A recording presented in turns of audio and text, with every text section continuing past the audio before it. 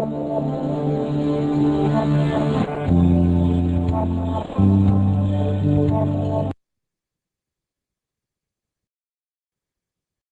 neurología se caracteriza por una correlación precisa entre los signos y síntomas que presenta el paciente y las estructuras anatómicas dañadas, de manera que la historia clínica, con una correcta exploración neurológica, sigue siendo la base del diagnóstico. Una forma práctica de recordar la anatomía del sistema nervioso central es dividiéndolo en diferentes regiones, por ejemplo, hemisferios, diencéfalo, ganglios de la base y troncoencéfalo. En cada hemisferio se distinguen la corteza cerebral o sustancia gris de unos 2 o 3 milímetros de espesor. Presenta numerosos pliegues que forman las circunvoluciones cerebrales, surcos y fisuras, y delimitan áreas con funciones determinadas, divididas en 4 lóbulos, que se denominan frontal, parietal, temporal y occipital. Los lóbulos frontal y parietal están separados por la cisura de Rolando. La cisura parieto-occipital separa el lóbulo parietal del occipital y el lóbulo temporal se encuentra por debajo de la cisura de Silvio. La sustancia blanca, formada por sistemas de fibras que conectan entre sí diferentes puntos de la corteza cerebral o la corteza con los distintos núcleos del neuroeje, formando la cápsula interna, la cápsula externa y la cápsula extrema. Cuerpo calloso formado por fibras que interconectan ambos hemisferios. El diencéfalo contiene 2 regiones muy importantes: el tálamo, una masa hemisférica de sustancia gris en la zona medial del cerebro, centro de integración de las señales sensoriales en su camino hacia la corteza, y el hipotálamo, encargado de la regulación de las funciones viscerales, homeostasis, ciclo sueño-vigilia y control endocrino. Los ganglios de la base son los núcleos grises del cerebro. Son formaciones de sustancia gris situadas en la proximidad de la base del cerebro. Son el núcleo caudado, putamen y pálido. Estos 2 últimos constituyen juntos el núcleo lenticular. Entre estos núcleos se encuentran interpuestas 2 láminas de sustancia blanca llamadas cápsula interna y cápsula externa. El tronco del encéfalo está dividido anatómicamente en mesencéfalo, la protuberancia y el bulbo raquídeo. En el mesencéfalo podemos encontrar los núcleos de los pares craneales tercero y cuarto, además de los tubérculos cuadrigéminos, el núcleo rojo y la sustancia negra. En la protuberancia o puente se localizan los núcleos de los pares craneales quinto motor, sexto, séptimo y octavo, y los pedúnculos cerebelosos medios que conectan el tronco del encéfalo con el cerebelo. Y finalmente en el bulbo raquídeo podemos localizar los núcleos de los pares craneales noveno, décimo, undécimo y decimosegundo, así como los centros de control de las funciones cardíacas, vasoconstrictoras y respiratorias, y otras actividades reflejas como el vómito. Las funciones superiores son acciones exclusivas de la corteza cerebral. Su deterioro se manifiesta con la presencia de dificultad para hablar, leer o realizar actividades motoras complejas, es decir, lo que conocemos como afasia, agnosia o apraxia. Recuerda que aproximadamente el 90% de la población es diestra. De ellos, más del 99% presentan una fuerte dominancia hemisférica izquierda para las funciones lingüísticas. Por ello, en pacientes diestros solamente las lesiones hemisféricas izquierdas causarán afasia. Las personas zurdas presentan un patrón de dominancia hemisférica distinto, de forma que las funciones lingüísticas se encuentran representadas en ambos hemisferios. En ellos, lesiones en cualquier hemisferio darán lugar a afasia, que son menos severas que las que aparecen con las mismas lesiones en pacientes diestros. La afasia es una pérdida o deterioro del lenguaje causado por daño cerebral, con integridad de las estructuras neuromusculares formadoras del mismo. Responde a lesiones hemisféricas izquierdas en pacientes diestros. El área anterior del lenguaje está relacionada con la producción lingüística, corresponde al área 44 de Brodmann, y se conoce como área de Broca.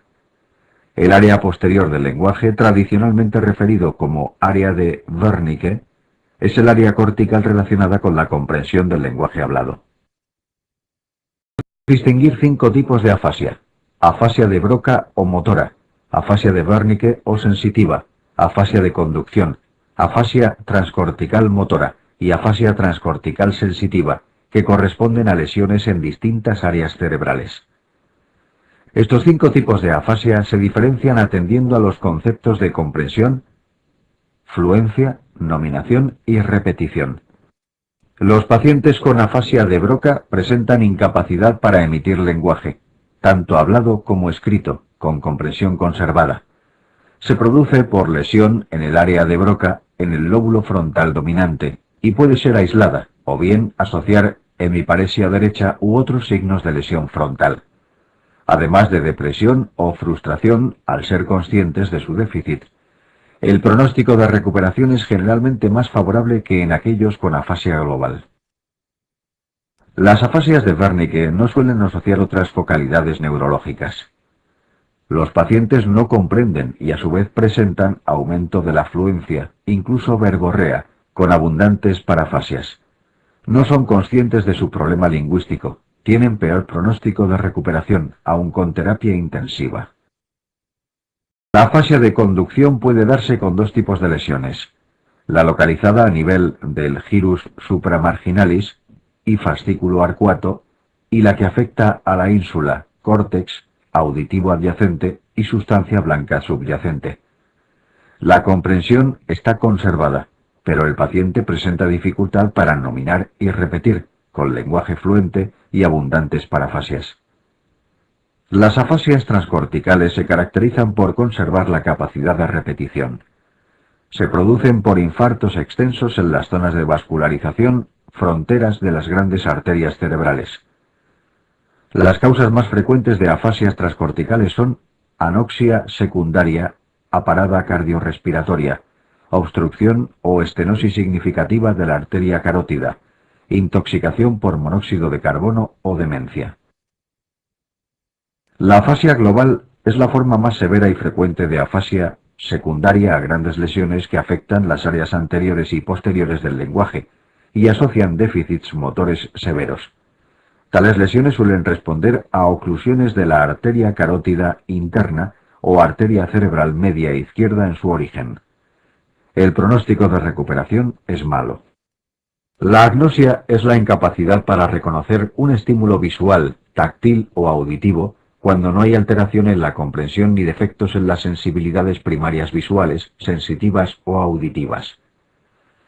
La agnosia visual se define como la incapacidad para conocer los objetos o estímulos que se presentan en el campo visual de un paciente alerta, atento, no disfásico y con una percepción visual normal.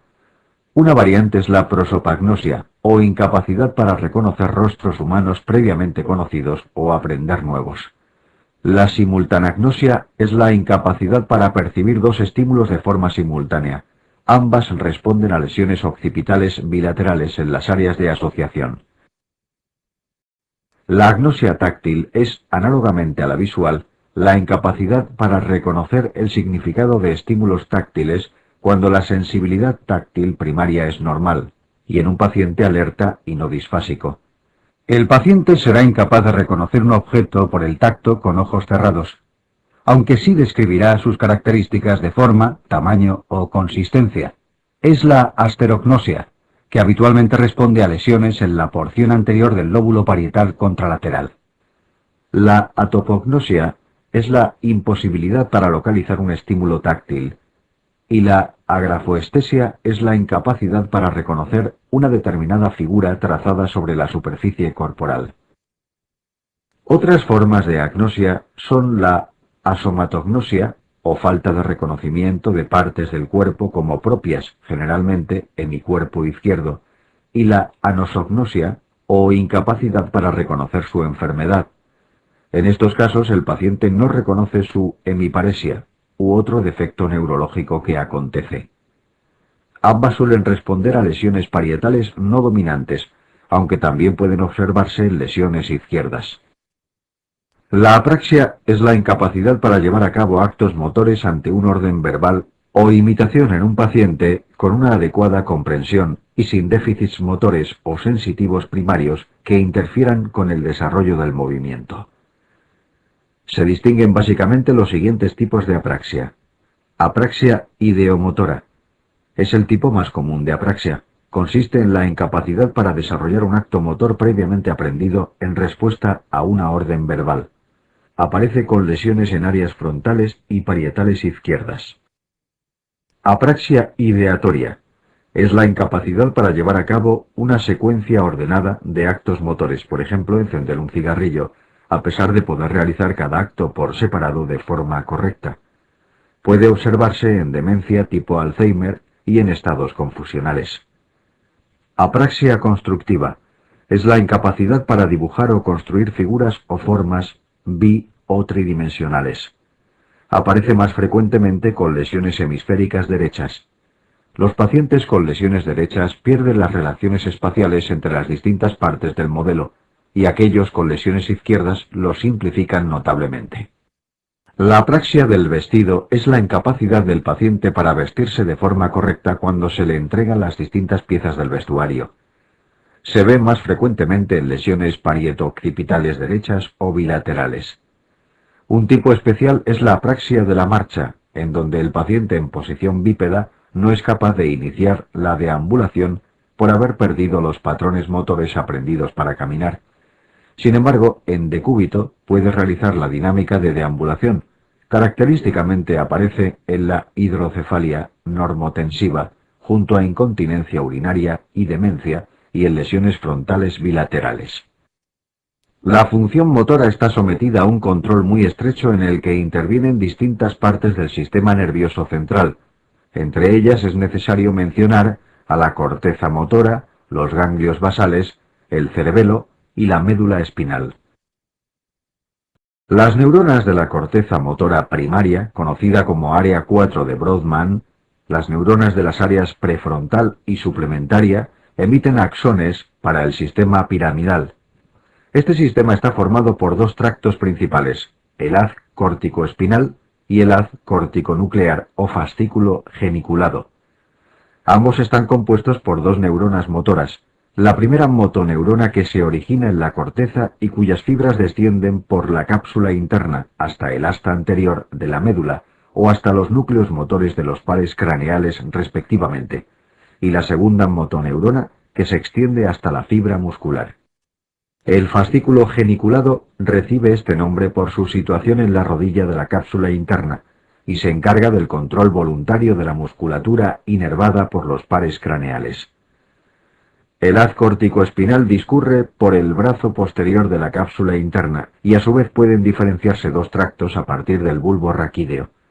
La vía córtico-espinal lateral o cruzado, que discurre por la región dorsal del cordón lateral de la médula, y la vía córtico-espinal anterior es una vía no cruzada que discurre por la región medial del cordón anterior. Sus axones terminan en la musculatura axial. En el extremo distal del axón de la segunda motoneurona se encuentra un área altamente especializada que permite la unión del tejido nervioso con el músculo estriado, conocida como la placa motora. La acetilcolina es el neurotransmisor empleado en la placa motora. Se sintetiza en el citosol de la segunda motoneurona y se almacena en vesículas en el terminal presináptico. En reposo se liberan espontáneamente pequeñas cantidades, dando lugar a potenciales de placa en miniatura. Cuando un potencial de acción recorre el axón y alcanza la terminación presináptica, la despolariza, abriéndose canales de calcio regulados por voltaje y entrando grandes cantidades de dicho ion a la terminación. El calcio atrae vesículas de acetilcolina y provoca su exocitosis. La acetilcolina se une a sus receptores, situados en la membrana muscular subyacente a la terminación axonal y cuya estructura es la de canales iónicos. Tras la apertura de los canales hay un cambio local en el potencial denominado potencial de placa motora, que se transmite a la fibra muscular generando un potencial de acción muscular y la contracción muscular. La acetilcolina desaparece con rapidez de la hendidura sináptica por la presencia de la enzima acetilcolinesterasa. El cerebelo forma parte de la vía motora indirecta. No consciente, reciben estímulos corticales y modulan la función del tracto piramidal a través del tálamo. Es un sistema complejo y multisináptico.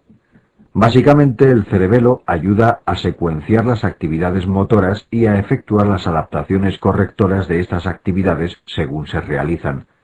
Además, interviene en la regulación de la postura y del equilibrio. Los ganglios basales también forman parte de la vía motora indirecta, no consciente, reciben estímulos corticales y modulan la función del tracto piramidal. Los ganglios basales contribuyen a planificar y regular los patrones complejos de movimiento muscular mediante el control de la intensidad relativa de movimientos, de la dirección y de la secuencia de movimientos necesarios. Observa en el gráfico la gran complejidad de neurotransmisores que interactúan entre ellos. Las parálisis pueden derivar de lesiones de la vía piramidal a nivel corticoespinal o corticobulbar, primera motoneurona, lesiones de la motoneurona del asta anterior medular y de los núcleos motores troncoencefálicos, segunda motoneurona, lesiones del nervio periférico, lesiones de la placa neuromuscular y miopatías. Recuerda que la vía piramidal se cruza en tronco cerebral, por lo que las lesiones corticales y mesencefálicas se manifiestan por déficits contralaterales, mientras que las lesiones vulvares y medulares son ipsilaterales. Las lesiones de primera motoneurona pueden encontrarse en la corteza cerebral, sustancia blanca subcortical, cápsula interna, vía piramidal, troncoencéfalo o en la médula. En las lesiones corticales, la distribución del déficit motor más común es la hemiparesia, facio-brachiocrural contralateral a la lesión. Las lesiones troncoencefálicas asocian a la hemiparesia contralateral clínica de pares craneales del lado de la lesión.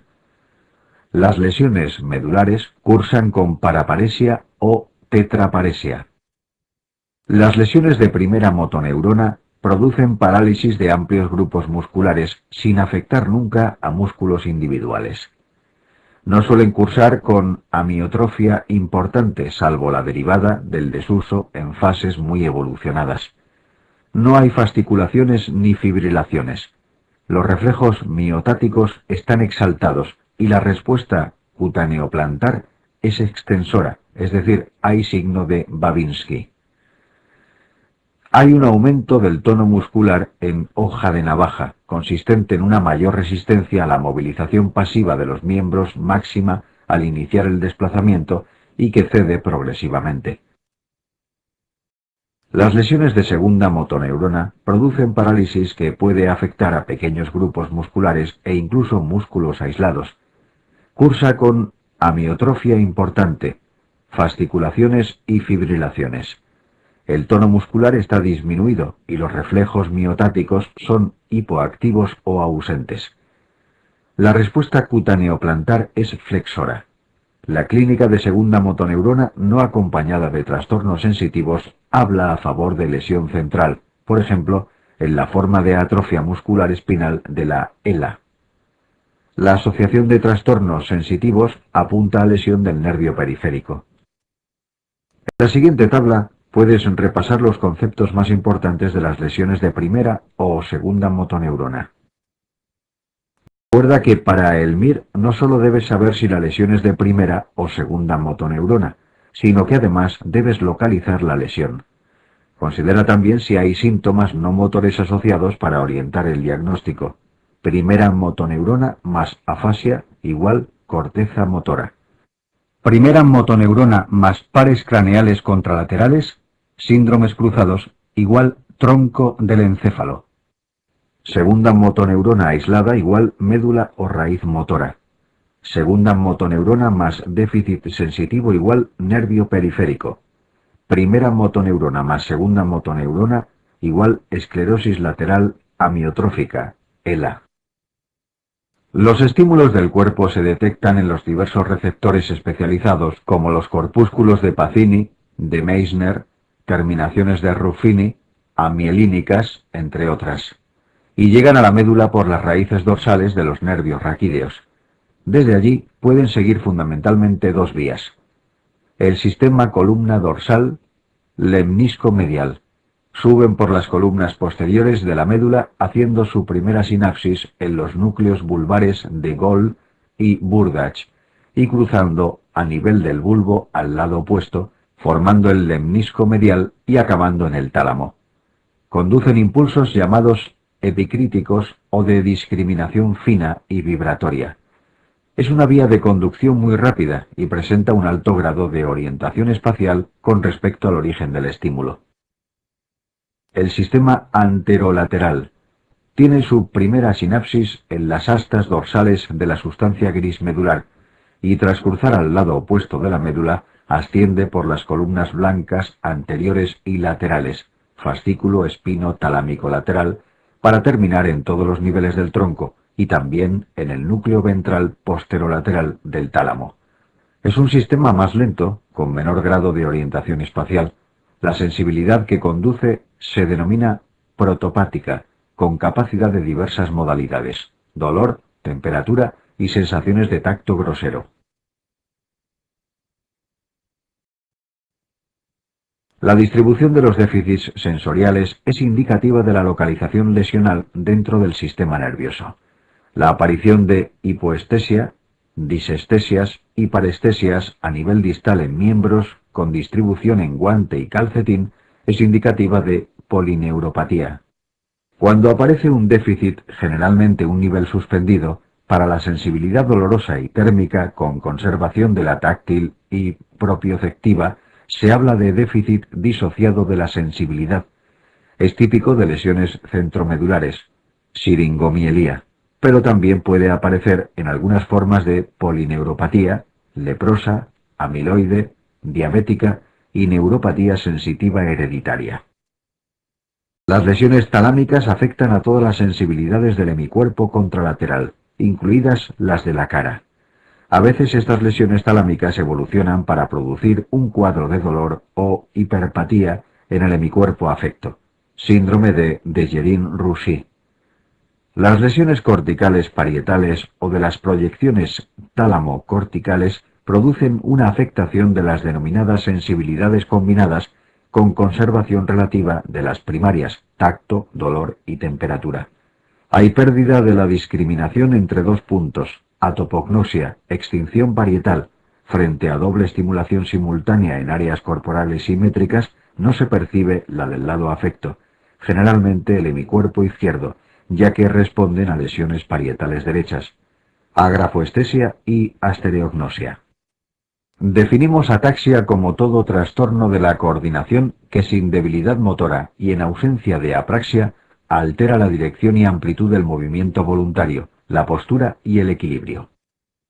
Los sistemas neurológicos implicados en la coordinación motora son fundamentalmente cuatro. 1.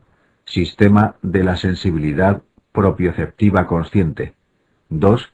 Sistema de la sensibilidad propioceptiva inconsciente. 3. Cerebelo. Y 4. Sistema vestibular.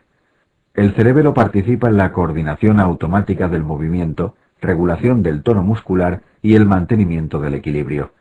El sistema vestibular está implicado en el mantenimiento del equilibrio, tono muscular y orientación en el espacio.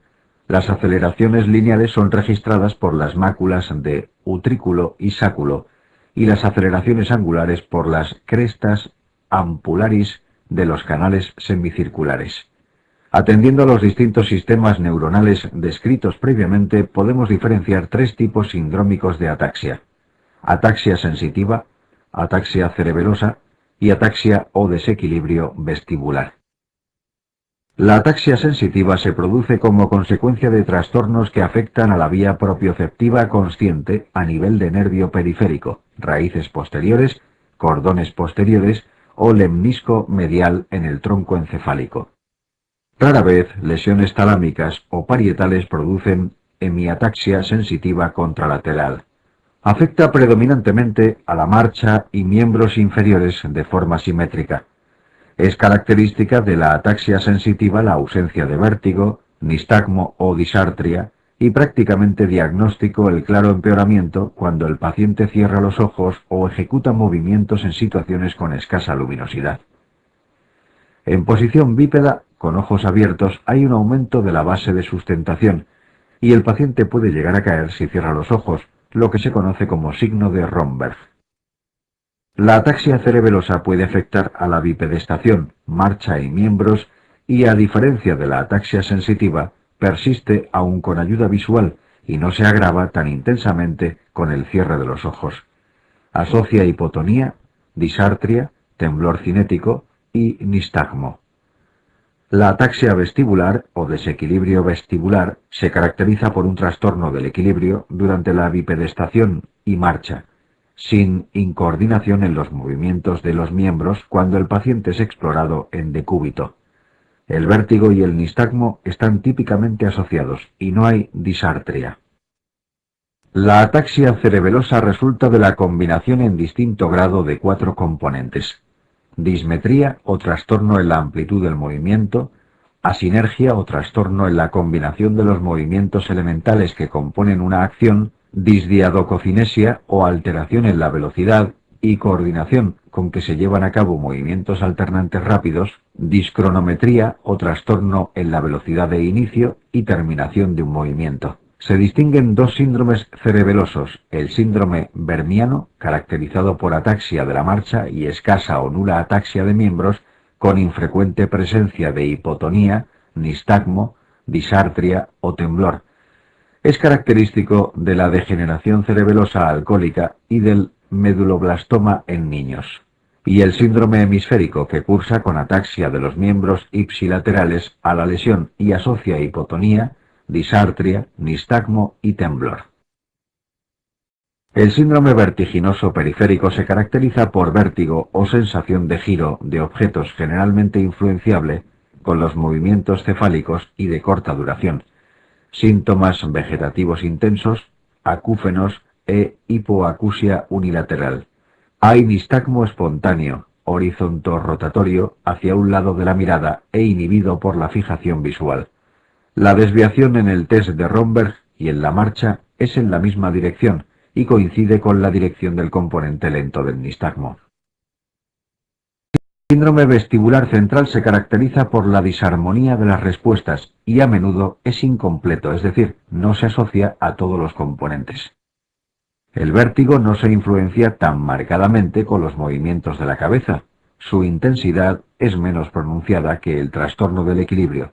Los síntomas vegetativos son moderados, no hay hipoacusia ni acúfenos. La inclinación durante la marcha no coincide con la dirección del componente lento del nistagmo, ni con la dirección de caída en el test de Romberg. Además, es frecuente la coexistencia de otros signos o síntomas de disfunción neurológica troncoencefálica. Recuerda que los lóbulos frontal y parietal están separados por la cisura de Rolando. La fisura parieto-occipital separa el lóbulo parietal del occipital y el lóbulo temporal se encuentra por debajo de la fisura de Silvio. En el lóbulo frontal se encuentran las áreas motoras y promotoras, específicamente relacionadas con los movimientos voluntarios, y su lesión produce parálisis espástica contralateral por daño en la primera motoneurona. En el lóbulo frontal se sitúa un centro de la mirada conjugada. Su lesión produce desviación oculocefálica conjugada hacia el lado de la lesión. Sin embargo, su irritación, crisis comiciales, desvía los ojos y la cabeza hacia el lado opuesto. La lesión del área motora suplementaria dominante inicialmente produce mutismo, para posteriormente evolucionar a afasia motora transcortical. Cuando se afecta el área de Broca, aparece la afasia motora o no fluente. Lesiones más amplias en esta zona conducen al desarrollo de agrafia y apraxia bucolinguofacial. La afectación bilateral de las áreas frontales, mediales, parasagitales conduce a un cuadro de apraxia de la marcha e incontinencia urinaria. Las áreas prefrontales tienen una función menos específica. Su lesión se ha relacionado con una ausencia de iniciativa y espontaneidad, disminución de las relaciones interpersonales, cambios en la personalidad y ligero deterioro intelectual, con ausencia de atención y concentración e incapacidad para analizar los problemas. Las lesiones del lóbulo parietal generan alteraciones sensitivas que incluyen astereognosia, atopognosia, pérdida de la discriminación entre dos puntos, extinción parietal, anosognosia y asomatognosia. El defecto campimétrico por lesión parietal es una hemianopsia homónima contralateral incongruente con claro predominio en los campos inferiores, es decir, una cuadrantanopsia homónima inferior por afectación de las radiaciones ópticas superiores. La apraxia constructiva y la del vestido, así como la anosognosia y la negligencia hemicorporal, se observan más frecuentemente con lesiones parietales derechas, aunque también pueden aparecer en lesiones izquierdas. La lesión del lóbulo parietal dominante conduce a la aparición de alexia, síndrome de Hirschman, astereognosia bimanual y apraxia ideatoria e ideomotora. Lesiones del lóbulo temporal dominante producen cuadrantanopsia homónima superior por afectación de las radiaciones ópticas inferiores, afasia de Wernicke o fluente, amusia y alteración en el aprendizaje del material verbal presentado por vía auditiva. La lesión del lóbulo temporal no dominante produce el mismo defecto campimétrico, alteración en las relaciones espaciales, deterioro en el aprendizaje del material no verbal presentado por vía visual y una incapacidad para reconocer melodías. La lesión de cualquiera de los lóbulos temporales puede dar lugar a alucinaciones e ilusiones auditivas y comportamiento psicótico con agresividad. La afectación temporal bilateral puede conducir a un síndrome amnésico de Korsakoff, síndrome de Kluver-Bucy y sordera cortical. La lesión unilateral del lóbulo occipital produce una hemianopsia homónima contralateral congruente con respecto de la visión macular y puede cursar con alucinaciones visuales elementales. Afecta al lóbulo dominante, asocia además agnosia para los objetos. La afectación del lóbulo occipital no dominante da lugar a metamorfopsia, alestesia visual, polinopsia y pérdida de la memoria topográfica y orientación visual. La afectación occipital bilateral produce ceguera cortical por afectación de las áreas visuales primarias. Estos pacientes en ocasiones presentan el síndrome de Balint, que asocia apraxia óptica, ataxia óptica y simultanagnosia.